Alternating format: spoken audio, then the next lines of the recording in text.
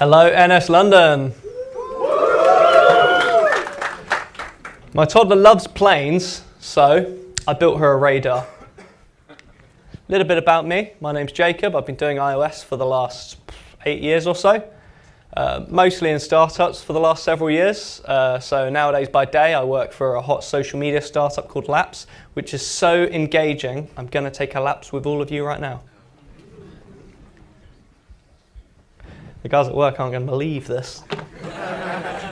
And by night, I'm the proprietor of Jacob's Tech Tavern, which is the hot iOS tech blog on Substack. You'll have time at the end to see a bigger version of that QR code, which takes you straight there.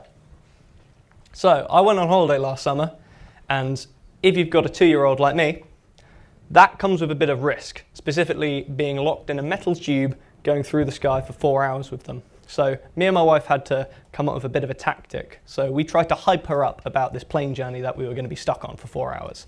So every time we saw a plane for a few weeks, we were like, hey Lara, whoa, look at that plane, it's flying above the sky, we're going to see all the things underneath. She got very excited about this plane. So excited that when we got into the taxi to Gatwick at 3 a.m, she was pretty confused. She was expecting to go straight onto the plane.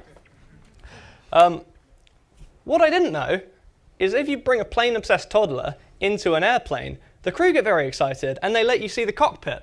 So if she wasn't already excited about planes, that had completely solidified her excitement. So after the holiday, she'd spend hours sort of sitting on my shoulders, just wanting to find planes, and I'd point them out and she'd be completely ecstatic, and it was lovely and it was beautiful father-daughter bonding time.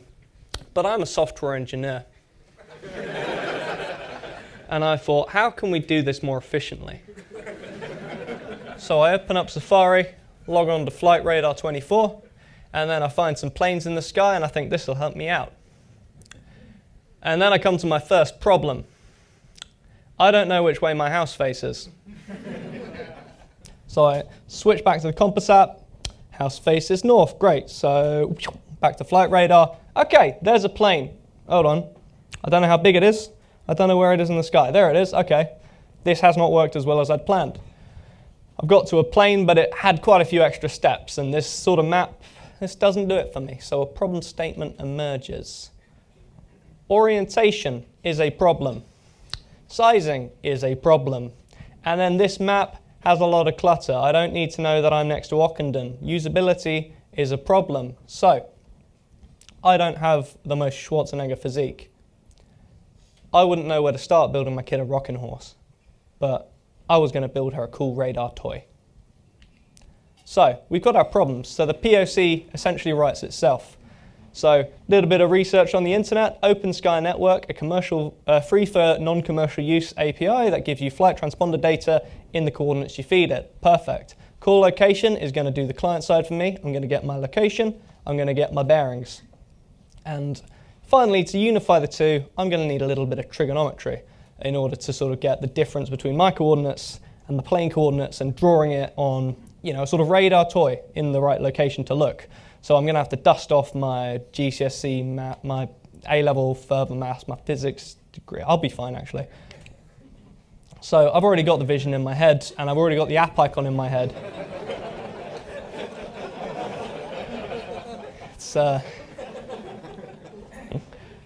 It's my kid in the cute little aviator hat with goggles. I've got that done and dusted in my head, and I'm not going to make it until I've done the POC. So this motivated me more than anything to get this out the door as quick as I could. So I did a little bit of a 5-day hackathon starting Monday night after work. Once my kid was asleep, I can get this POC knocked out and then maybe start user testing. So night number 1, orientation. Like I said, this is pretty simple using Location Manager. We can get a delegate, we can get the heading callback. Heading, if you don't know, is a nautical term. It's basically sort of the angle that a ship is facing relative to magnetic north. This can give us a live version of the orientation of your phone. Pop this into a UI, get a few rectangles, get the latest rotation angle, and let's see how this looks. And so day 1 of my POC was a big success because I can rotate my phone and I can successfully get my bearings. So that's part 1 of the POC done and dusted. Night number 2, flight data. I already know I can use the Open Sky Network API. Sent the owner of it a nice email being like, hello, can I use this for your app, please? And he said yes, so that was very nice of them.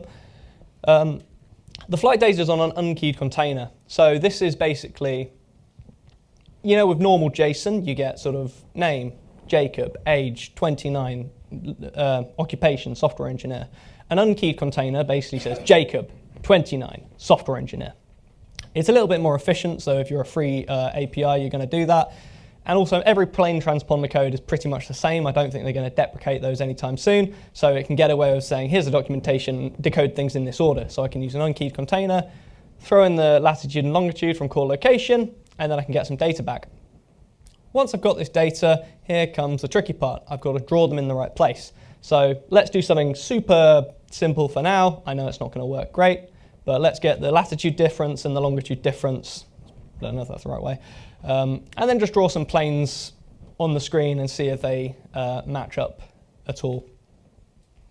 So I came up with something like this, and then I realized, hold on, how do I know if they're in the right place? Let's put a map under it and then see if that kind of, I can cross-check it against flight radar, which is my source of truth. So put a SwiftUI map on there, put the airplanes on there, keep the compass there to get my bearings, and let's see how it looks. So the one of the red planes is my app, the one of the yellow planes is flight radar. You can see it's not perfect right now, but it's in the right direction. So you can see some clusters. That purple one is Heathrow, the yellow one is Gatwick. You can sort of see planes going in the general direction. So it's almost there. So maybe with a bit more tweaking to trigonometry, maybe if I learn a bit more about latitude and longitude, I can put these on the map. Hold on. I've got a map. And since iOS 17 came out, I can use map annotations. I can put the coordinates, the latitude and longitude of the plane, and tell it where to put them on the map. I don't need to do anything clever, which is great. So this flash of inspiration forwards, I can put annotations to put my plane icons on there using SF symbols. So I've got my map, I've got my plane annotations, and then I can also use the orientation of the planes, make sure they're pointing in the right direction, scale them. Let's maybe take the log of the height so that I can have them be the right size. So a Learjet looks different from a so a plane at right on ground level looks different from a plane way up in the sky. Let's see how this looks. So I took my Toddler out for a bit of user testing the next afternoon, and we had our first success because we saw a plane thanks to finding it on the app because I knew which way I was facing now. So first result is a massive success. A couple things I realized though from my user testing. The scaling logic is backwards because I'm on the ground and I was using the height to scale it up. But if it's close to the ground, it's going to look bigger for me. So the scaling logic needs to be flipped. That's the first thing I learned. And more importantly, the usability still isn't there because it's a map with some planes on. I'm basically the same as flight radar. Only the planes matter. So if I want to build a radar, I need to erase the map. So night number 3 of my hackathon. Luckily, iOS 17 has me covered again because you can create map polygons. So these are essentially used to create shapes. You can give it latitude and longitude boundaries, and it'll draw a color over the map in order to highlight things like locations and destinations. Very luckily, I can put my annotations on top of the map polygons, which means that I can cover up the entire map with a big black polygon, draw a radar, and then put the planes on top. So let's see how that looks.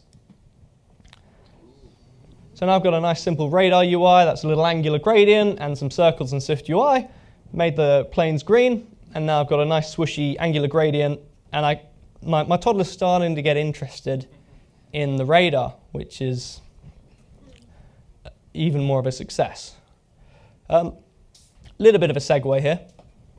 So I'm big on skeuomorphism. We all remember the original versions of the iPhone where they're teaching us how to use the digital interface. Let's make it look like the real version of the thing.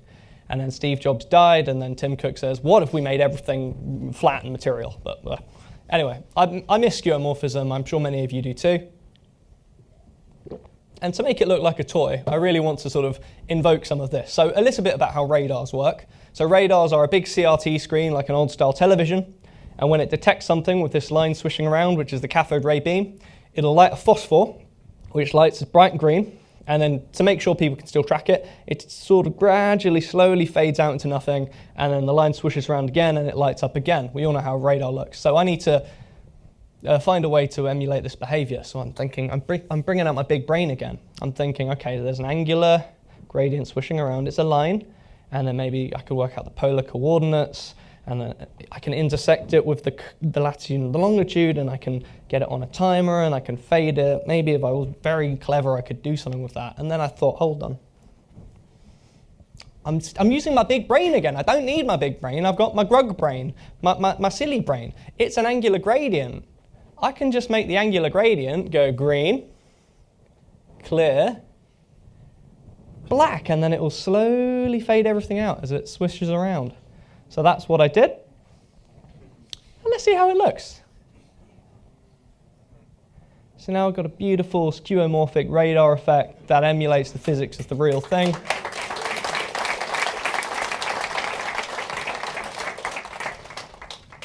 Thank you.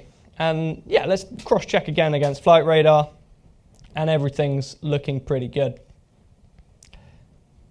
I got a bit carried away here, let's be fair. So night 4 of my hackathon, I'd gotten too big for my britches, and I thought, hey, you know what else I could do? I could bring out the iOS 17 metal shaders for SwiftUI, because of course. So let's make this look like a proper CRT screen with some sort of scan lines that come down as the radar swishing around. So I got the Xcode out, I typed in a GPT effect, a CRT effect. And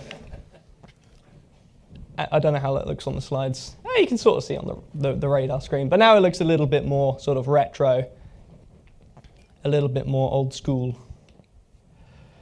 So night number 5 of my hackathon, did a little bit more polishing. So I think it's always good to add some options. So I put in app storage for some sort of persisted user defaults, a few button options. Maybe I can toggle the polygon on and off, so you can see the map view, you can see the radar view. Maybe color switcher, because it's a toy for my kid. They're going to love picking a color for the radar. And of course, maybe turning some sounds on so I can get the nice beepy boop effect of the radar. But some people might want to toggle that off. Put some symbol effects to switch between each of these button states.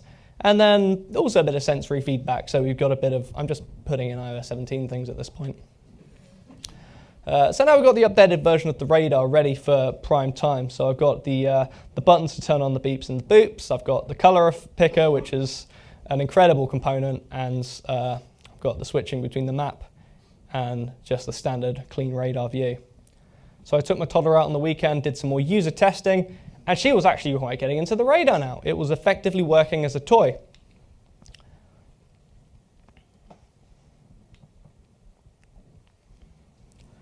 So by now it's an app review, and I thought, okay, this is good. I can make an app icon now. But I got carried away. I'm like, okay, let's add some more options. Let's use progressive disclosure. Okay, let's put all of our items, and let's put them in a drawer, and you can pull the drawer up using presentation to tense, get some more things in there. So, screen turned off. Let's add a zoom level, so you can zoom in if there's loads of planes around, zoom out if there's not. We got some more information from Flight Radar, actually. So as well as the sort of transponder codes and the coordinates, we've also got the country that a plane comes from. So you can turn that into a Unicode scalar and get some nice little flag emojis coming off the planes. Also, we've got the height of the altitude of the plane. So in beautiful British weather, you might not always be able to see the high up planes. So let's filter out the ones higher than a couple kilometers. And we've even got more interesting information from the transponder codes. We've got the size class, so we can scale the planes a bit better, so we can distinguish between a Learjet and an Airbus. We've also got transponder codes for helicopters. We've got transponder codes for blokes who are skydiving, weirdly. And most excitingly, we've got transponder codes for space atmospheric or satellites. And also to placate the nerds on Hacker News, I put in a sort of login for Flight Radar if you've got an account as well. So chuck that guy on the App Store, and we were good to go. And most importantly, of course, my toddler liked it and continued to use and enjoy it. So thanks everyone for listening. I hope you enjoyed my presentation.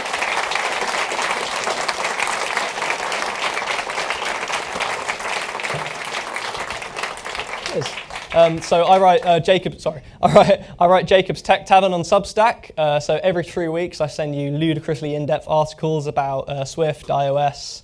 I like to go super deep. I like to do really hard technical things because I write about things that are interesting. So you can read about more indie apps like the two-factor authentication app, which sends you a push notification when you get a cool number, like 0000000. Turns out it's really inefficient the first way I built it, so I used instruments and I massively parallelized the calculations in high-performance Swift apps. Did some research about all of the different CPU architectures that Apple sort of transitioned between in their time from the original Macintosh all the way up to Apple Silicon and through the ages Apple CPU architecture. I delved all the way down through the layers of the compiler and cow2LVM, the is known uniquely referenced deep dive, to work out what that function does. And finally, another one that was quite fun on Hacker News recently is, oh bother, my app is successful and I didn't think about accessibility. So yeah, please scan the QR code. Yeah, just subscribe if you're interested. Thank you.